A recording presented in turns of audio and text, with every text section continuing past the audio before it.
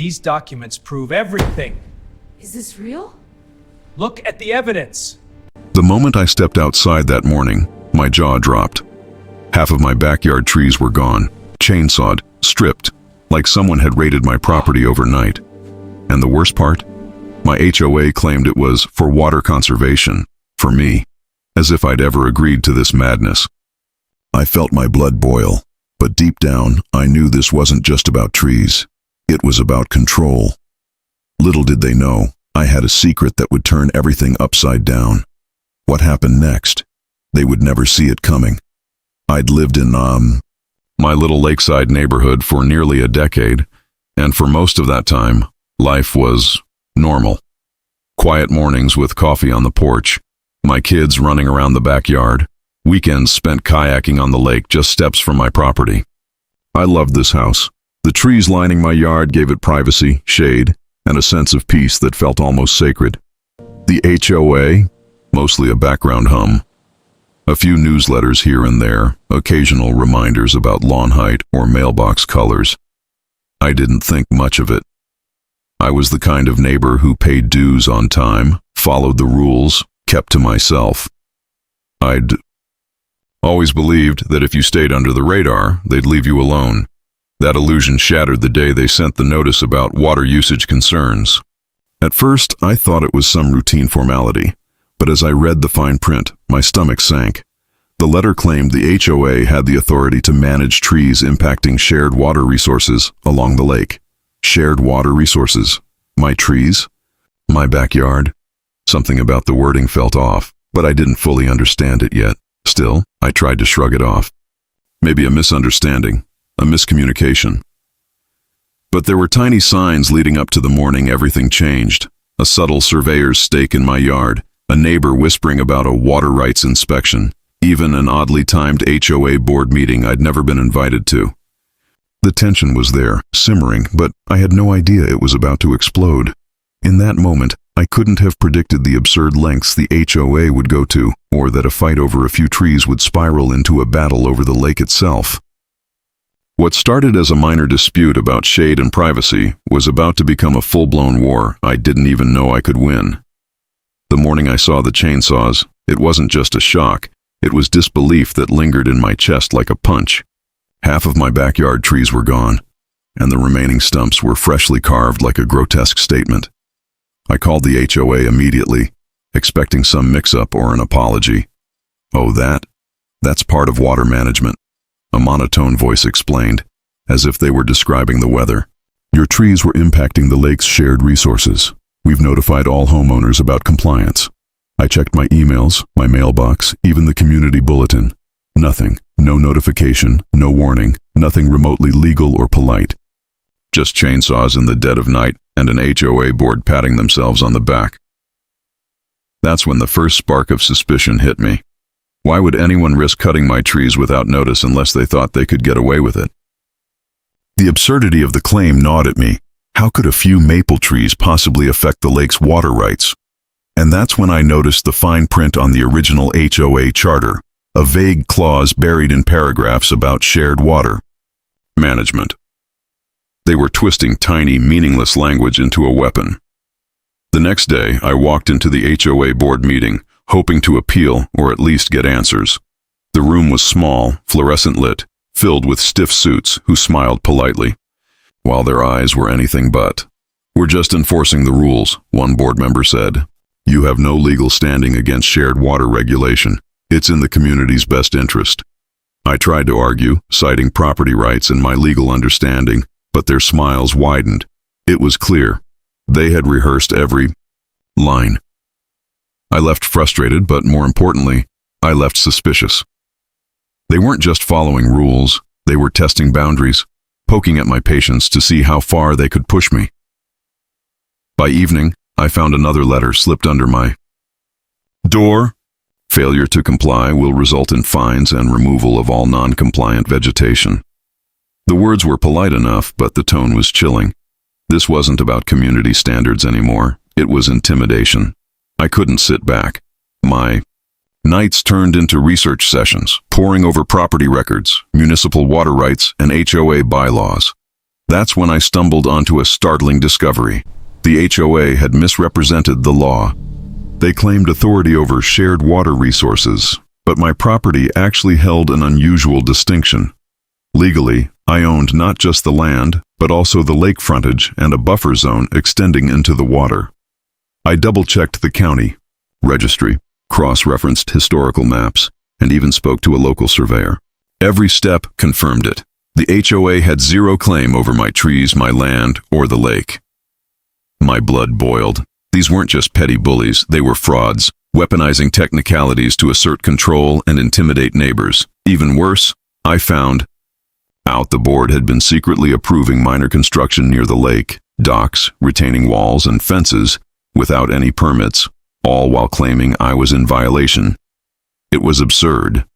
The same people who cut down my trees were quietly breaking laws themselves. After my discoveries, the harassment escalated. First, a neighbor who was a board ally started showing up uninvited, asking invasive questions about my landscaping, my children's play areas, even my daily schedule. Then came letters warning of continued violations, each more cryptic and threatening than the last. One evening, I came home to find surveillance cameras pointed directly at my backyard. Not for the lake, not for public safety, just focused on my property. I could feel them watching every step I took. The absurdity of it all became almost comical if it weren't so infuriating. My own trees had been cut for a supposed lake water issue, while the HOA quietly allowed illegal structures elsewhere. It was a nightmare built on arrogance and selective enforcement. Each event left me drained, anxious, and furious, but also determined. I knew I couldn't react impulsively. This required strategy. The stakes weren't just my trees, they were my property, my privacy, and the principle that nobody could bully me with lies. Finally, I realized the key wasn't shouting or threatening, it was proof. I hired a surveyor to document my land and lake ownership, every inch recorded, every legal boundary verified. I also gathered evidence of the HOA's own violations, unauthorized constructions, falsified reports, and misinterpreted bylaws. With this documentation, I confronted the board. I didn't yell. I didn't beg. I calmly presented the evidence. Every tree they cut, every letter they sent, and every claim they made, all legally invalid. I watched their confident smirks falter as I laid out facts they couldn't argue with. It wasn't a dramatic courtroom scene yet, but it was a small victory. For the first time, I felt the balance shift. Their intimidation tactics were powerless against cold, undeniable proof. I could almost see their panic beneath the practiced smiles. The tension wasn't over, though. The next step would determine everything. If they fought back, it could escalate further. But I had a secret card that would change the game entirely. Something buried in property records that even they hadn't noticed. And that's where the story takes its shocking turn. The morning I walked into the community hall that day, I could feel the tension crackling like electricity. The HOA board had no idea what was coming. They thought their carefully rehearsed scripts, their intimidating letters, and their chainsaws had broken me. They were wrong. I carried with me every piece of evidence I had spent weeks gathering: property surveys, county records, photos of their own illegal constructions, and a timeline of their harassment. I laid it all out on the table, neat, undeniable, and impossible to ignore. "Let's start with the obvious," I said, my voice steady but firm, eyes locked on the board president. "These trees were cut without notice, in violation of your own rules. And more importantly, I own the lake frontage directly behind my property, which means your claims of shared water management are legally invalid." A few board members shifted uncomfortably in their seats. Some fidgeted with pens, others exchanged nervous glances. The smug confidence they had worn like armor for months was cracking. I continued, presenting evidence of the illegal docks and retaining walls they had approved for themselves while penalizing me for harmless trees. "Your selective enforcement isn't just unfair, it's unlawful," I said. "Every action you've taken against me can now be challenged in court, and I have proof." One of them, the self-important treasurer, attempted to interrupt. "Well, technically doesn't count when it's illegal," I cut him off. Everything you've done, every claim you've made, every fine you've issued, none of it holds up. For a moment, the room was silent. The air was thick, charged with the kind of tension you can feel in your chest. I let the silence stretch, letting them squirm, knowing that I held the upper hand for the first time in months. Then came the final reveal. I laid out the original lake deed, the historical property map showing my ownership extending into the water, and a notarized survey confirming the boundaries. I don't just have the trees, the backyard, or the property rights, I said, letting my hand rest on the deed. I own the lake itself. Everything you claimed authority over. Gone. Not yours to control. Not yours to threaten. Not yours to cut down. The room erupted into murmurs. Some board members turned pale. Others whispered frantically to one another. They realized, perhaps for the first time, that their months of intimidation, threats, and harassment had backfired spectacularly. One of them, the president, tried to save face. Well, we just wanted to enforce community standards. Shook my head. Standards are one thing. Abuse of power is another. And what you've done falls squarely into the latter. By now, neighbors who had been quietly observing from the back of the hall began whispering, leaning closer, some even nodding. This wasn't just a private confrontation, it was public exposure. And they couldn't hide behind bylaws anymore. Felt a surge of vindication, but also a strange clarity. I had been angry, frustrated, and scared for months. I had imagined revenge in dozens of ways, but the real power wasn't in yelling, suing, or retaliating. It was in proof, patience, and strategy. The HOA thought they could intimidate me, but their arrogance became their undoing. From this moment forward, I said, keeping my voice calm, any further interference with my property or harassment directed at me or my family will be met with immediate legal action. And now that the community understands the truth, there's no hiding. A few board members muttered under their breath, some visibly shaking. One even attempted to storm out, but neighbors blocked the door, demanding answers, accountability, and transparency. The very intimidation tactics the board had wielded against me had become a spectacle exposing their mismanagement to the entire neighborhood. I stepped back and looked at the lake, just visible through the windows behind the mine room. The water sparkled in the afternoon sun, completely mine. Months of fear, anxiety, and frustration had led to this moment, a moment where justice wasn't just legal, it was tangible, undeniable, and satisfying. As the board scrambled to regroup, I realized that the fight wasn't just about me or my trees. It was about standing up to abuse of power, about refusing to be bullied by rules twisted for someone else's convenience. It was about proving that even a single homeowner could hold their ground when armed with truth and determination, and then, just as I was about to leave, I delivered the line that had been building in my mind for months. Consider this your final notice. I own the lake. Every tree, every inch of water, every boundary line. And if you ever try to claim otherwise, be prepared to lose everything you thought you controlled. The room went silent again, but this time it wasn't tension. It was acknowledgement. And understanding that the balance of power had shifted completely, the days after the showdown felt surreal. The HOA, once smug and untouchable, scrambled to cover the exposure of their overreach. Board members resigned quietly, some claiming personal reasons, while others faced scrutiny from legal authorities for their unauthorized projects and selective enforcement. What had seemed like an unshakable power structure crumbled under the weight of facts and accountability. For me, life slowly returned to something resembling normal, but nothing would feel quite the same. The backyard, now scarred with stumps where half my trees had stood, felt different. The absence of shade and greenery reminded me daily of the absurdity and audacity of the HOA's actions, but it also reminded me of my own resilience. Every step I took in the yard, every glance at the lake, carried a sense of victory I hadn't anticipated.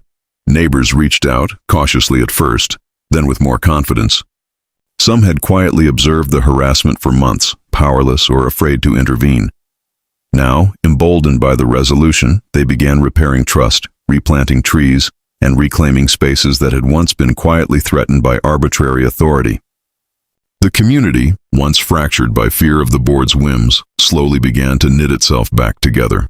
The lake, still shimmering under the afternoon sun, became more than just a body of water. It became a symbol. A symbol of property rights, accountability, and the idea that even a single homeowner could stand firm against intimidation. My family returned to kayaking and weekend picnics, the water reflecting not just our home, but the quiet triumph of persistence, planning, and careful action. Legally, the HOA faced fines, forced compliance measures, and oversight that ensured such overreach could never happen again. Some members tried to appeal, but the evidence was airtight.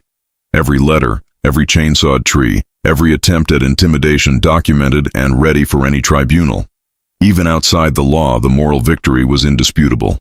The fear that had lingered for months dissolved, replaced by a deep sense of justice and restored autonomy. But perhaps the most lasting impact wasn't just the legal or community outcome. It was the lesson embedded in the experience. I had learned the value of patience over impulse, strategy over anger. I had learned that power could be challenged even when it seemed insurmountable. And I realized that vigilance is the price of freedom, even in the seemingly mundane confines of a suburban neighborhood. There's an irony I can't forget. The very people who had sought control through intimidation, deceit, and selective enforcement ended up teaching me something far more valuable. They taught me that truth and preparation are forces far stronger than fear. That courage isn't always loud. It can be measured in careful research, documentation, and a willingness to stand firm when the odds feel stacked.